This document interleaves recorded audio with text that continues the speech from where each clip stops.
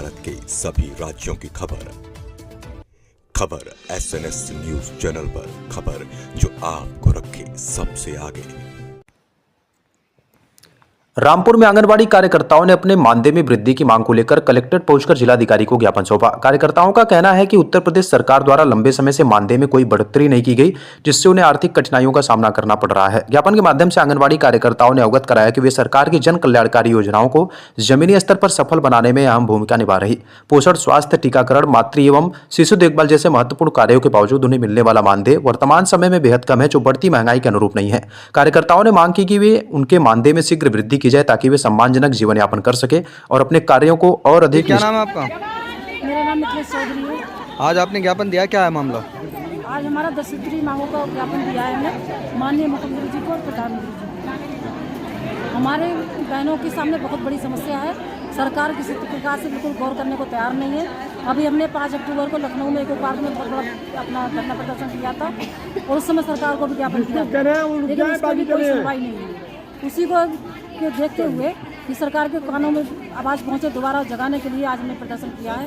और ये कि ये हमारा प्रदेश व्यापी प्रदर्शन है, प्रत्येक जिले में आज है। जितने भी संगठन है सभी संगठन एक होकर प्रदेश जिले में, प्रदेश भर में सारे जिलों में आज का ये प्रोग्राम 29 जनवरी का है। और अगर आज भी अगर हमारी सरकार इसको नहीं सुनती है तो फिर हम लखनऊ कूच करेंगे 8 मार्च महिला दिवस वाले दिन। वो चाहे कैसे कितने भी दिन लगे, हम मुख्यमंत्री को पास अपनी आवाज़ अपनी पहुँचा करें। मुख्य मांगे क्या क्या है अपनी? हमारी मांगे है सरकारी कर्मचारी घोषित करें, क्योंकि हमारी ICDS जो विभाग है इसको 50 वर्ष पूरे होने जा रहे हैं। 24 घंटे हम निरंतर सेवा दे रहे हैं, जो 12 महीने सेवा दे रहे हैं, बीच में हमारा कोई ब्रेक नहीं है।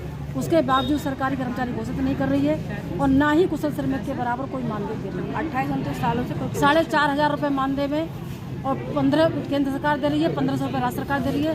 6,000 रुपये मानदेय में एक आंगनबाड़ी अपना कैसे पेट पालेगी, कैसा परिवार चलाएगी। दूसरा ये ऑनलाइन का इतना काम दे दिया है, ना इसका कोई रिचार्ज का पैसा मिलता है, ना कोई नेट का पैसा मिलता है, किसी भी चीज़ का वाईफाई किसी चीज़ का कोई पैसा नहीं है। वो भी इस मानदेय में से ही अपना रिचार्ज करवा के सारा काम कर रहे हैं।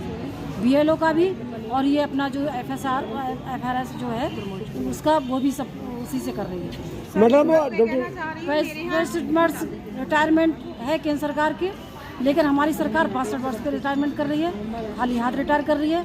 ना उनको कोई एक मुश्त राशि दे रही है, ना कोई पेंशन, ना कोई ग्रेजुएटी। जबकि हमारे आसपास के जितने भी राज्य हैं, चाहे राजस्थान हो, हरियाणा हो, दिल्ली हो, बिहार हो, लेकिन सभी राज्यों में हमसे उत्तर प्रदेश से दुगना मानदेय है और एक मुश्त राशि रिटायरमेंट पे भी कुछ ना कुछ 3 लाख 4 लाख वो दे रहे हैं। लेकिन हमारी सरकार ऐसा क्यों कर रही है?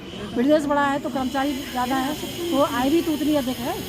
इसमें हमें कैसे कि हाँ आंगनबाड़ी बहुत बड़ी संख्या में है, आय कम है, से हम कैसे मान सकते हैं? और दूसरे सरकार कहती है हम बहनों का बड़ा सम्मान कर रहे हैं। हमारा तो ICDS पूरा विभाग बहनों का ही है। सरकार बहनों के बारे में कुछ नहीं सोच रहे हैं। सरकारी किसी योजना का लाभ नहीं मिल रहा आपको? नहीं, कोई भी सामाजिक सुरक्षा नहीं है। कई बहनें हमारा भी काम के दौरान हार्ट अटैक हो गया, उनको एक पैसे का वो नहीं, एक इलाज नहीं, कुछ नहीं, कोई सामाजिक सुरक्षा नहीं है। इसलिए हमारा ये प्रदर्शन है।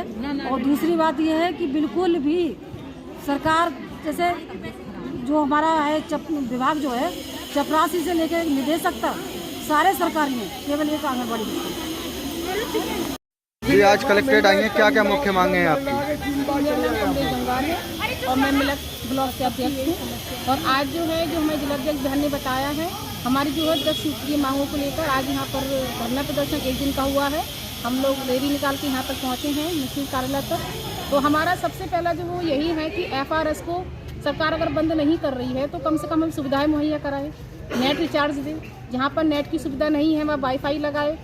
और बहनें हमारी बहुत ज़्यादा प्रताड़ित होने की से अगर जल्दी भर देती हैं तो वो दोबारा से वापस आ जा रहा है। कई बहनों से शिकायत हुई है जिन्होंने राशन जल्दी बांट दिया, 25 दिन के बाद दोबारा वापस हो रहा है। तो अब जब एक बार राशन लड़कियां दे चुकी हैं, दोबारा कहाँ से दें? राशन जो DI के हिसाब से आता है और लाभार्थी वहाँ पर ज़्यादा होते हैं। तो इस चक्कर में हमारा तो सरकार से यही है कि दूसरा ये है कि हम लोग जो खाली रिटायरमेंट जो हो रहा है खाली कर रहे हैं, कोई मुफ्त राशि हम लोग को नहीं दी जा रही है। और जो हमारी जो मांगे हैं इन सब चीज़ को लेके जो हमारी बहन ने बताया है वही सब हमारी सबकी बातें हैं। सीमा राठौर है और मैं शहर रामपुर से। आज आप कलेक्ट्रेट आई हैं, ज्ञापन दिया है, क्या है मामला? मामला ये है कि जैसे और राज्यों में भी वेतनमान बढ़ चुका है, सब लोगों का मानदेय बढ़ गया है और हमारे यहाँ यूपी में मानदेय नहीं बढ़ रहा है। आंगनबाड़ी की स्थिति इतनी दयनीय है कि उसको देखा जाए तो 6,000 में ना तो घर चल पाता है और ना ही इतना किराया भाड़ा निकल पाता है उसका। फिर भी वो बेचारी इतने दबे हुए सहमे हुए उसमें शब्दों में काम कर रही है। फिर उसके ऊपर ऑनलाइन जो पोस्टर ट्रैकर का काम लाद दिया गया है, वो काम भी वो जैसे तैसे करके ट्रेनिंग करके उसने अपना कर लिया।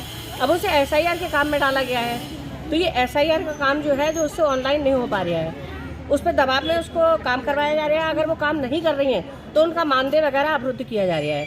ये बहुत गलत है, जिसको सरकार संज्ञान में ले। और दूसरी चीज़, हर जगह जब मानदेय प्रॉपर बढ़ रहा है हर राज्य में, तो फिर यूपी का मानदेय क्यों नहीं बढ़ रहा है? यूपी की आंगनबाड़ियों को अनदेखा क्यों किया जा रहा है? क्या यूपी की आंगनबाड़ी काम नहीं करती है या यूपी में काम नहीं चल रहा है? यूपी में सबसे ज़्यादा आंगनबाड़ी है, उसके बावजूद भी सरकार हमारी कोई भी संज्ञान नहीं ले रही है और ना ही हमारा मानदेय बढ़ा रही है और काम का दबाव हमारे ऊपर प्रत्येक उसमें बढ़ता चला जा रहा है। आपने ज्ञापन दिया, क्या कहा?